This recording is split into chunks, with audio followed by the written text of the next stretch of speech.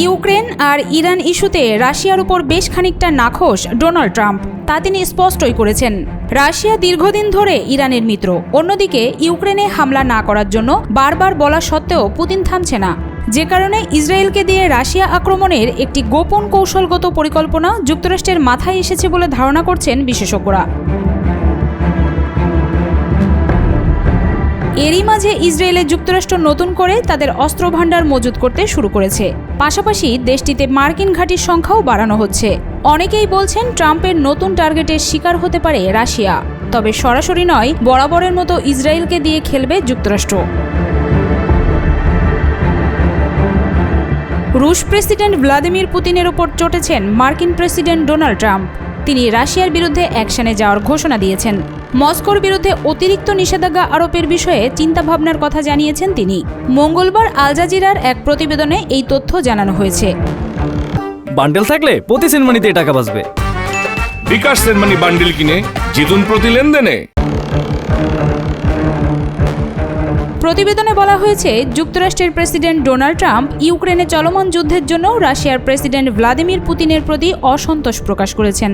তিনি মস্কোর বিরুদ্ধে অতিরিক্ত নিষেধাজ্ঞা আরোপের বিষয়ে চিন্তাভাবনা করছেন বলে জানিয়েছেন।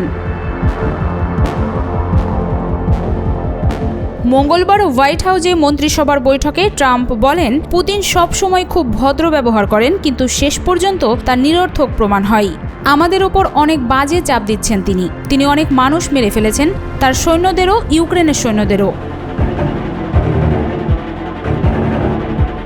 রাশিয়ার ওপর মার্কিন সিনেট প্রস্তাবিত নতুন নিষেধাজ্ঞার প্রশ্নে তিনি বলেন, আমি খুব গুরুত্ব দিয়ে বিষয়টি দেখছি, তবে বিস্তারিত জানাতে অস্বীকৃতি জানিয়ে সাংবাদিকদের বলেন, আমি আপনাদের এখনই সব বলে দিতে চাই না, একটু চমক থাকা কি ভালো নয়? এদিকে একই দিনে ব্রিটিশ পার্লামেন্টে দেয়া ভাষণে ফ্রান্সের প্রেসিডেন্ট ইমানুয়েল ম্যাক্রো বলেন, ইউরোপ কখনো ছেড়ে যাবে না ইউক্রেনকে। তিনি বলেন, যুক্তরাজ্য ও ফ্রান্স মিলে একটি জোট গঠন করে ইউক্রেনকে সহায়তা অব্যাহত রাখবে। মার্কিন গণমাধ্যম জানিয়েছে, অস্ত্রের মজুত কমে আসায় ওয়াশিংটন ইউক্রেনে ক্ষেপণাস্ত্র ও গোলাবারুদ সরবরাহ সাময়িকভাবে স্থগিত করেছে। পেন্টাগন জানিয়েছে, যুক্তরাষ্ট্রের অস্ত্র সক্ষমতার পর্যালোচনা চলছে।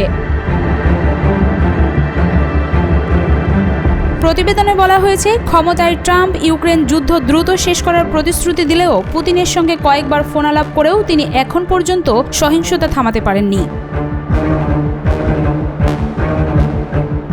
মঙ্গলবার ক্রেমলিনের মুখপাত্র দিমিত্রি পেসকভ জানান, ইউক্রেন নতুন আলোচনার তারিখ প্রস্তাব করার অপেক্ষায় রয়েছে মস্কো।